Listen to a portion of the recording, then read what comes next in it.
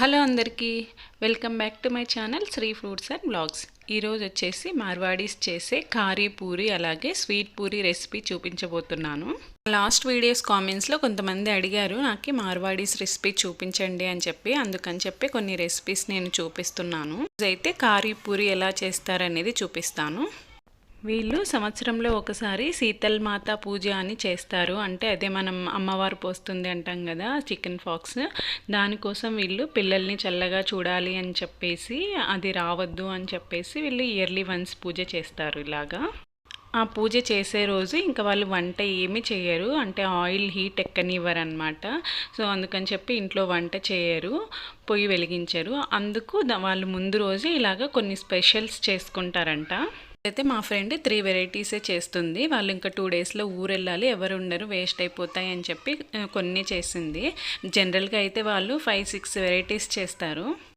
వీటిని జనరల్గా అయితే మైదాతో చేస్తారు. ఈమె మైదా వాడకుండా గోధుమ పిండిని ఇలాగ క్లాత్లో వేసి ఫైన్గా పౌడర్ని బయటికి తీసేసుకొని, ఆ పౌడర్లో ఫస్ట్ అయితే ఫుడ్ కలర్ ఆరెంజ్ కలర్ వేసింది. కొద్దిగా ఆయిల్, వాము అలాగే జీలకర్ర, సాల్ట్ వేసి మిక్స్ చేసి పక్కన పెట్టుకుంది. దాని తర్వాత మళ్ళీ కొద్దిగా ఆటా తీసుకొని మళ్ళీ అందులో కొద్దిగా పసుపు, మళ్ళీ జీరా, వాము, ఉప్పు, ఆయిల్ అన్నీ వేసి మళ్ళీ మిక్స్ చేసుకుంది. ఇంకా స్వీట్కి వచ్చేసి నార్మల్గా గోధుమ పిండే తీసుకుంది, దీన్ని ఏం జల్లించలేదు. అందులో వచ్చేసి బెల్లం అనేది కరిగించుకుంది, ముందుగానే నానబెట్టేసి పెట్టుకుంది. ఆ కరిగిన వాటర్ని ఇందులో వేసేసి నువ్వులు వేసి మిక్స్ చేసింది.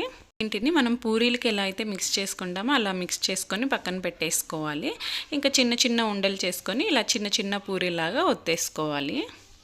ఇంకా లాస్ట్ ఇయర్ అయితే వీళ్ళు మేతి, సేమ్ ఇదే ప్రాసెస్లో మేతి కట్ చేసుకొని వేసుకొని అలాగే మిర్చి పౌడర్ వేసి ఇలాగా డిఫరెంట్ వెరైటీస్ చేస్తారు. ఈ ఇయర్ అయితే ఇంకా తను ఊరు వెళ్తుంది కదా, అందుకని చెప్పి ఈ 3 వెరైటీస్ కొంచెం కొంచెంగా చేసుకున్నారు. అన్నీ ఒకేసారి చేసేసుకొని ఇప్పుడు వీటిని ఆయిల్లో డీప్ ఫ్రై చేసుకోవాలి. ఈ కారీ పూరి అయితే ఒక 10 డేస్ బాగుంటాయి, దాని తర్వాత అయితే ఇంకా స్మెల్ వచ్చేస్తాయి. స్వీట్ అయితే ఎన్ని రోజులున్నా పాడవ్వదు. ఎవ్రీ ఇయర్ కూడా తన పూజ అయిపోయిన తర్వాత మాకు కూడా అన్ని వెరైటీస్ కొంచెం ఇస్తుందన్నమాట. మాకైతే జనరల్గా నాకు మా ఆయనకి స్వీట్ చాలా బాగా నచ్చుతుంది. ఇంకా మేతి పూరి కూడా బాగుంటుంది, బట్ ఈ ఇయర్ చేయలేదు తను. కారీ పూరీస్ అయితే కొంచెం డిఫరెంట్గా నార్మల్ పూరీస్ ఎలా ఉంటాయో అలాగే ఉన్నాయి. ఆ వాము టేస్ట్ అవి తగులుతా.